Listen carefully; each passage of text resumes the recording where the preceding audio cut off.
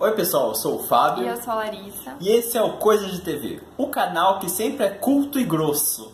Nossa! Pegou o trocadilho? Pegou? Vocês vivem falando que a gente só fala de novela da Globo, programa da Globo, reality show da Globo e que a gente não fala do quê? Da Record. Então hoje é o dia que a gente vai falar sobre as novelas bíblicas da Record. A gente vai fazer essa retratação histórica. O que a gente vai fazer? A gente vai pegar toda a trajetória das novelas bíblicas e vai classificar elas num ranking que vai de novela normal até teleculto. Então... solta a vinheta! A gente tem essa ideia de que a Record só sabe fazer coisa relacionada à religião, porém, a vinda das tramas bíblicas é muito recente. É bem recente. Depois de perder muita audiência, depois de muita Dona Xepa, depois de muita novela Vitória com o Bruno Ferrari, urrando feito um cavalo contra seu pai, que lhe maltratou quando era criança. Nossa, que horrível. Aí a Record apostou em Os 10 Mandamentos, que foi um puta sucesso. Que fez o Emanuel Carneiro tremer. Foi uma novela que mexeu, SBT e Globo ficaram com medo. E aí a Record é tipo uma Band com um Masterchef. Aí você vê aquilo, você começa a deglutir aquilo exageradamente. Os 10 Mandamentos teve 2 temporadas, então a gente vai considerar como uma novela só. Nossa, eu tinha esquecido. Inclusive a novela termina antes de aparecer os 10 Mandamentos. Sim. Tipo, é na hora lá que ele tá pegando a pedra com os mandamentos. No nosso ranking, onde a gente classificaria os 10 mandamentos? É mais teleculto ou é mais novela? Eu acho que é mais teleculto. Eu acho que é bem no meio. Eu acho que ela começou bem... Ela começou mais novela e depois que foi ganhando certa relevância, ela foi... Talvez por interferência da Record, Vitor, opa, esse negócio tá dando certo. Vai, bota mensagem bíblica. Os grandes problemas de Os 10 Mandamentos eram os protagonistas, que eram horríveis. O Moisés era insuportável. Moisés tem aquele negócio de ser uma pessoa completamente apática. Sim. Ele fica apenas como paisagem toda assim. E pra piorar, o vilão, que era o Ramsés, que era o Sérgio Maroni. Alguém precisa falar pro Sérgio Maroni que pra interpretar um vilão, não basta apenas cerrar a sobrancelha, ficar olhando com uma cara de constipação, sabe? Existe um trabalho de tablado, aulas de Wolf, sabe? Que ele ficava assim, em seu trono. Assim você me ofende, Moisés! Você me magoa, Ramsés! Ele, como repórter do Dança em Brasil, era a mesma coisa do que ele como Ramsés. Depois do sucesso de Os 10 Mandamentos, primeira e segunda temporada, veio o quê? A Terra Prometida, que é a continuação da história de Moisés. Que conta a história da busca pela Terra Prometida. Moisés tirou as pessoas e falou, bora pra Terra Prometida. Moisés morre, né, no meio desse rolê. Sim. E aí eles abandonam o Guilherme Winter e partem junto com o Sidney Sampaio em direção da Terra Prometida. E é uma andança, né? Essa novela é mais teleculto ou é mais novela bíblica? Mais novela. Essa eu acho que é mais novela normal, porque o autor mudou. Eu não gosto muito do texto da Vivian de Oliveira, que era a autora dos 10 Mandamentos. É um texto quase infantil. Catequese, né? Parece quase um teatrinho. E o autor da Terra Prometida, ele soube fazer umas cenas mais de ação. Tinha uma vibe meio, sei lá, aquela novela da Record, Vidas Opostas, que tinha muitas cenas de ação que agradava a audiência.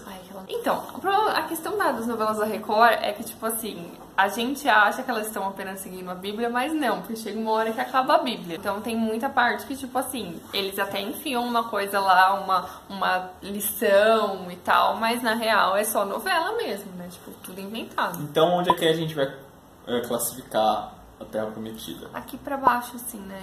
É mais novela. Mais novela. Embora a Terra Prometida não tenha sido sucessão que Os 10 Mandamentos foi. Não, deu uma audiência legal. Mas eu tava indo bem, então por que não? Outra novela bíblica. Vamos, aí eles fizeram O Rico e Lázaro. Que é a história de 2 amigos. E a gente não sabe quem que é o rico e quem que é o Lázaro. A favorita da Record. Eles vão, tipo, passando ali. Quem será? Porque o Rico e Lázaro não é exatamente baseado em algum livro da Bíblia. Era uma parábola. Era uma parábola de Jesus. Sobre um cara que era muito rico e um cara que era muito Lázaro. O que é exatamente um Lázaro? Isso é o que a falta de pesquisa faz no vídeo. Ok, Google. aquele que tem lepra leproso. Lázaro é um... Tinha esse negócio, apresentava dois personagens e a gente não sabia quem que ia ser o rico e quem que ia ser o Lázaro. É que na real, tipo, o pobre não tinha nada, porém o coração puro, e o rico era o cara que tinha todas as riquezas e tudo, mas não tinha, tipo... Pelo pouco que eu assisti, eu acho que ela é muito mais novela do que teleculto. Até porque... É uma premissa bem folhetinesca. Ela foi baseada, tipo, numa historinha de Jesus, né? Numa parábola. Então não é um livro da Bíblia. Então, tipo, eu acho que tem menos elementos pra você contar, tipo, virar muito um teatro... Ensinavam valores, porém não era uma coisa chata. Sim. Não é como se aparecesse um versículo na sua tela. Exatamente. Chegamos em Apocalipse. Que é o quê? É simplesmente o maior fracasso da Record dos últimos tempos. Uma coisa é dar errado com a Dona Xepa, com Vitória, sabe? Tá até esperando, né? Ninguém se importa muito com essas novelas. Porém, uma coisa é dar errado com a novela bíblica. Não, em Apocalipse estava todo mundo apostando nas fichas, porque afinal de contas é um dos livros mais importantes. E ia ter um negócio de efeitos especiais, ia dar um sucesso, mas foi um grande fracasso. Que a Record pintou a novela nos tempos atuais, colocou trocentos personagens que não tinham conexão com o outro. De repente tinha uma resolução de um crime, de repente tinha um Sérgio Maroni com um cabelo branco e um tapa-olho. Era tipo um Mutantes Caminho do Coração em novela bíblica. Essa novela era mais teleculto ou mais novela? Era descaradamente um teleculto. Tanto foi que, tipo, essa novela, assim, como a novela da Record conta, tipo, fatos bíblicos, ela tinha uma aceitação ok entre quem não era evangélico, algumas outras, tipo, Moisés, a Terra Prometida e tal.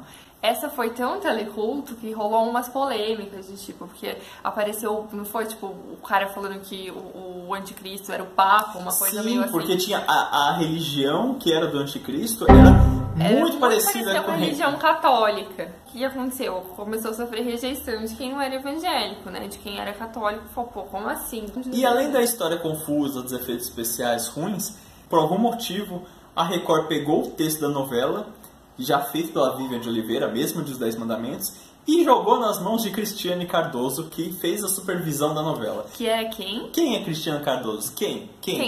Raimundo Nonato. Ela é filha do Dir Macedo. E apresentadora do Love School. Então, ela começou a falar, gente, e se a gente botar um narrador aqui? E se a gente botar uma cena aqui de um médico proferindo uma palavra bíblica antes do enfermo? Era basicamente um programa da Universal com representações de atores, né?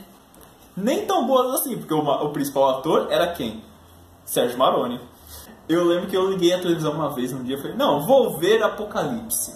Aí tava Sérgio Maroni, cabelos brancos, com aquela cara de constipação, falando com eu acho que era alienígenas, não sei, mas tava tipo uma ONU, tipo uma NASA, que mostrava vários monitores, e aí veio robôs, lutadores do céu, era uma coisa meio Transformers, que eles estavam lá lutando, e Sérgio Maroni estava destruindo o mundo. Eu não entendi nada dessa novela. E ainda tem isso, né? Porque, tipo assim, foi uma representação livre da Record sobre o que seria o Apocalipse. Tinha tudo pra dar certo se fosse bem feita, né? Já tava indo nesse negócio de novela bíblica, era só continuar. E aí eles falaram, não. E que a Record, com esse negócio de futuro distópico e tal, realmente não é a melhor referência, não é? E chegamos em Jesus. Querendo tentar salvar sua teledramaturgia. Vamos apelar pro principal, não é? Para protagonista desse livro. Toda. Uma novela que teve um baita investimento, até porque é Jesus. E ela se encaixa onde? É mais novela ou é mais teleculto? Tá ali no meio, né? Tem passagens bíblicas, tanto que em alguns momentos aparece versículo na tela para você consultar na sua Bíblia em casa, conferir se realmente está tudo ocorrendo. Eu gosto quando uma novela toma algumas liberdades da Bíblia, como por exemplo o fato de mostrar os outros filhos de Maria. A única coisa que eu não gosto muito de Jesus é o Dudu Azevedo. Então, mas o próprio Jesus. Talvez o próprio Jesus. O próprio. Não, é que eu não gosto como a entidade protagonista de novela bíblica é uma coisa muito chata. Esses dias teve o primeiro milagre de Jesus, que ele transformou água em vinho, e aí era a festa de casamento de um parente da mãe dele. Aí ele tava fazendo. Aí, na minha cabeça, quando eu fazia catequese aos 9 anos, eu imaginava uma cena com altos efeitos especiais, sabe? Jesus, e o vinho, tipo Avatar, que você começa a controlar a água. Mas aí não, a cena era uns barris lá com água, Jesus parado olhando pra frente, tipo a cega Esmeralda, né? Contemplando o horizonte, e aí virou, beleza. Aí tinha um corantezinho. Ai, mas eu imaginava meio assim. Ah, por favor, Larissa. É Quando você sonha com alguma coisa, você tem que sonhar grande. Eu acho o Jesus muito contemplativo. Ele apenas fica olhando o horizonte e os milagres vão acontecendo. Eu acho que a ideia que a Record tem, né? Mas é louco isso, porque tipo, já teve tanto Jesus, né? Em tantas histórias. E ele não era, né, de fato, essa figura contemplativa. Mas na Record, todos os protagonistas são Nossa, esse não cara tem, que, tipo... O Sidney Sampaio, o Guilherme Winter, o Dudu Azevedo, todo mundo é muito contemplativo. Meio assim. É que tem uma coisa sagrada, né? E eu acho que o sagrado deles é, tipo, plácido, assim. Só uma coisa resolveria esse problema. Se tivesse colocado o Theo Becker como Jesus. Ai, essa história, que pena, ele deve estar triste até hoje. Que ele tava muito achando que ele era o escolhido, não é? Aí Theo Becker já ia chegar fazendo um milagre assim, ó. Aqui essa água aqui, o vinho, ó, olha. É isso que faltou. Mas com vinho ou sem vinho, você pode acompanhar o nosso canal. Esse foi, acho que, o pior gancho que eu já fiz na história desse canal. A gente falou tanto de Sérgio Maroni que encarnou em mim, sabe? Então eu vou continuar o resto do vídeo como o Sérgio Maroni, apenas olhando pra vocês com uma cara assim, como se eu estivesse enxergando alguma coisa longe. Curte, compartilha. Curte, compartilha. Segue nosso canal. Comente. As tropas de Moisés estão vindo ali. Então, é isso. Curte, compartilha, dá o seu like. Eu odeio Moisés. E, enfim. Então é isso, Então, gente. até mais, gente. Até Tchau. a próxima. Tchau. Eu não quero um estorvo desses na minha vida. Uma criança que não tem condições de fazer nada sozinha, que vai depender de mim pra tudo. Olha, doutora Eliana, eu não tenho dinheiro, eu não tenho paciência, eu não tenho dom pra caridade.